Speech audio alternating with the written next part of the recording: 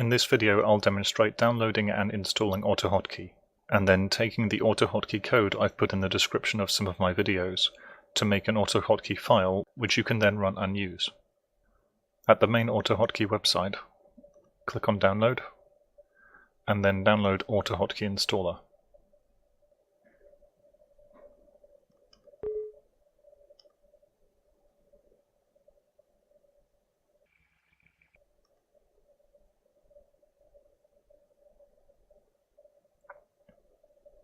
It's a very simple installation.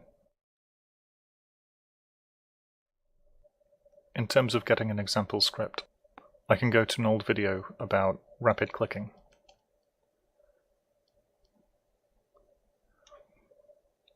Copy this code,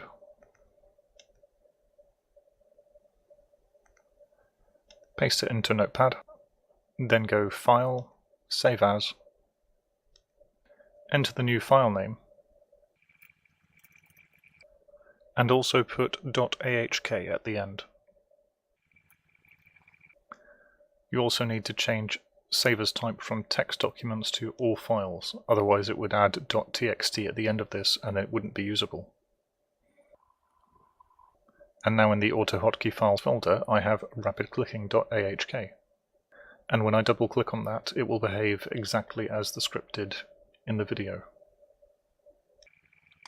Also, the scripts I pasted into the YouTube descriptions actually had the tab keys pressed here, which is one way of indenting scripts so that you know when these curly brackets line up. But it turns those into spaces when you make descriptions. The same sort of code copying can be done with my more recent video.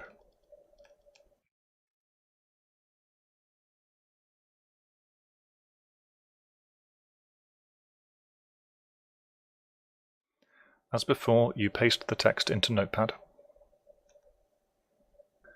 You try not to get annoyed at the indentations being ruined.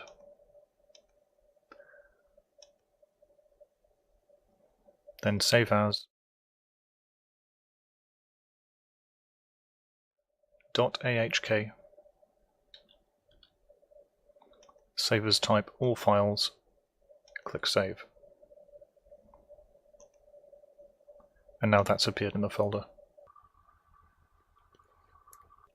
So by doing this you can make your AutoHotKey script files without having to understand all the code that I've put in. When you run such a script, it appears here in the taskbar. You can edit the script by right-clicking on it and selecting Edit Script. Or down here, right-clicking on the icon and selecting Edit this script. After editing and saving it, you need to right-click and select Reload this script for the new code to load. That will also be when it checks your code to see if there are any errors. And if there are any, then it will still be running the old code. It's also worth being aware of clicking Pause Script. A paused script will stop running code, but it's not harmless. It will keep listening out for hotkeys, and if you press any, it will resume the code. Press Ctrl-Alt-Mic.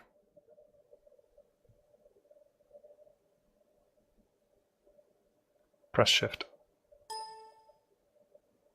So I hope that's helped demystify setting up AutoHotKey scripts. Once written correctly, they are very easy to use, and that's why I still use them.